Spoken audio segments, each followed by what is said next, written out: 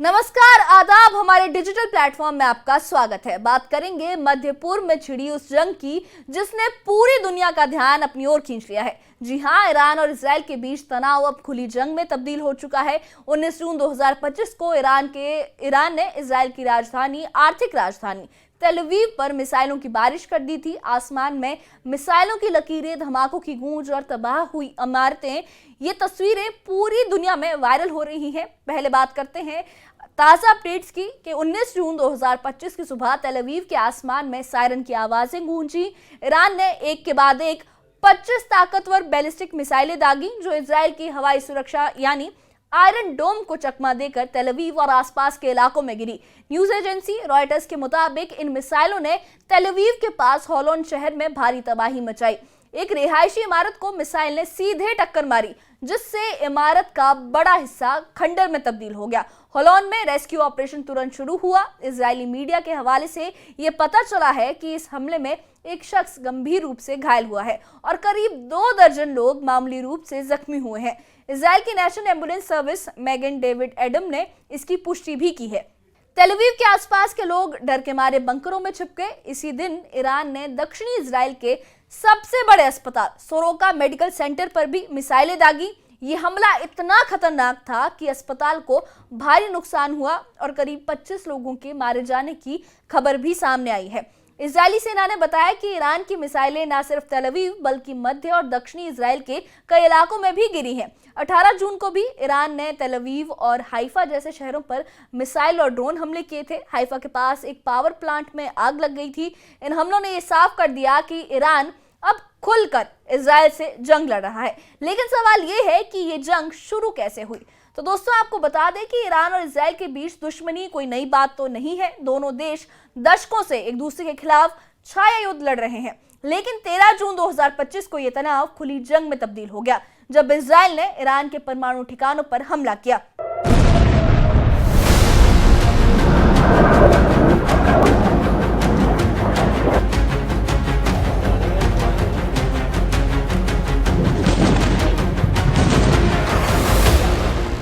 Israel ने Iran के अरक और खुदाम इलाकों में न्यूक्लियर फैसिलिटी को निशाना बनाया। अरक का हैवी वाटर रिएक्टर जो ईरान के परमाणु प्रोग्राम का एक अहम हिस्सा है, इस हमले में क्षतिग्रस्त हो गया था। इजराइल ने यह दावा किया कि उसने ईरान के मिसाइल मैन्युफैक्चरिंग साइट्स और IRGC यानी इस्लामिक रेवोल्यूशनरी गार्ड कॉर्प्स के मुख्यालय को भी तबाह कर दिया है। इजरायली प्रधानमंत्री बेंजामिन नेतन्याहू ने कहा कि हमने ईरान के परमाणु प्रोग्राम को सालों पीछे धकेल दिया है। इजराइल ने हमले से पहले अरक और खुदाम के लोगों को इलाका खाली करने की चेतावनी भी दी थी, लेकिन ईरान ने इसे जंग का ऐलान मान लिया।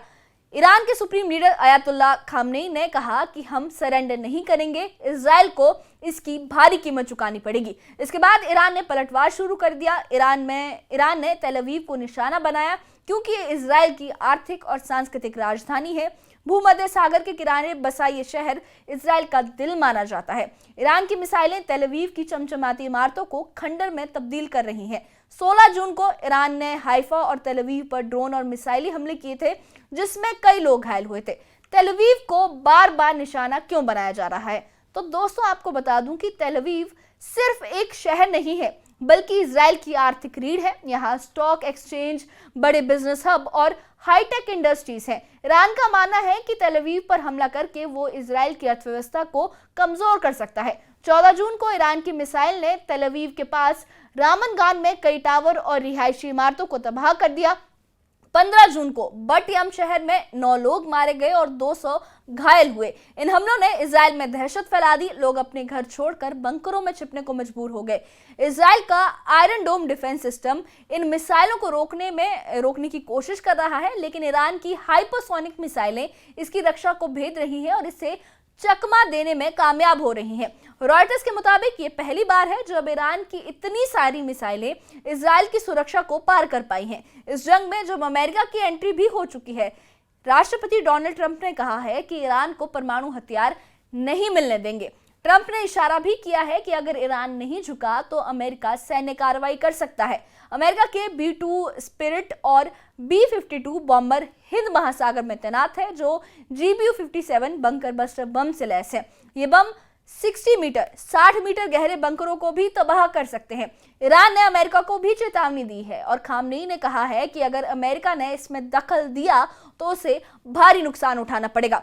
ईरान का दावा है कि इजराइल के हमलों में वॉशिंगटन का हाथ है। ईरान के डिप्टी फॉरेन मिनिस्टर ने ये कहा है कि हम आत्मरक्षा में जवाब देंगे। अंतर्राष्ट्रीय समुदाय भी इस जंग से चिंतित है।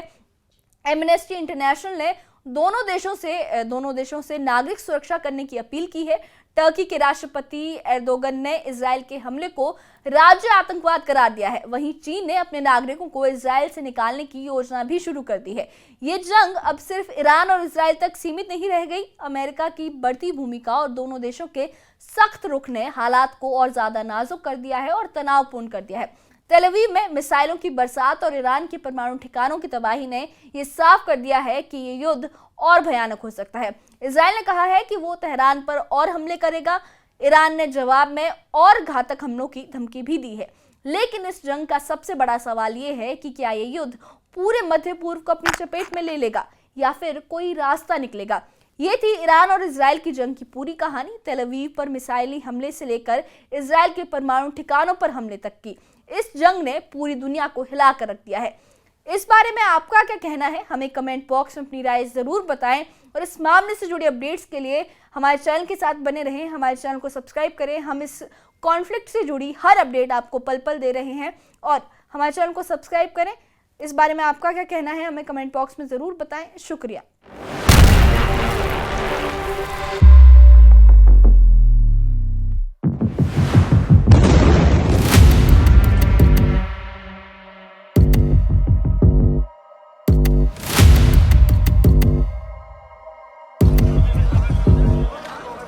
The past 6 days, Iran has launched over 450 ballistic missiles and hundreds of UAVs.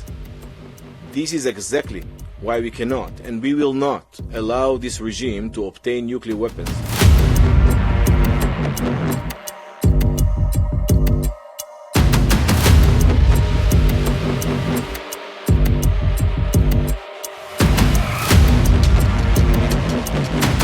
I have ideas as to what to do, but I haven't made a final. I like to make the final decision 1 second before it's due, because things change. I mean, especially with war, things change with war. It can go from one extreme to the other.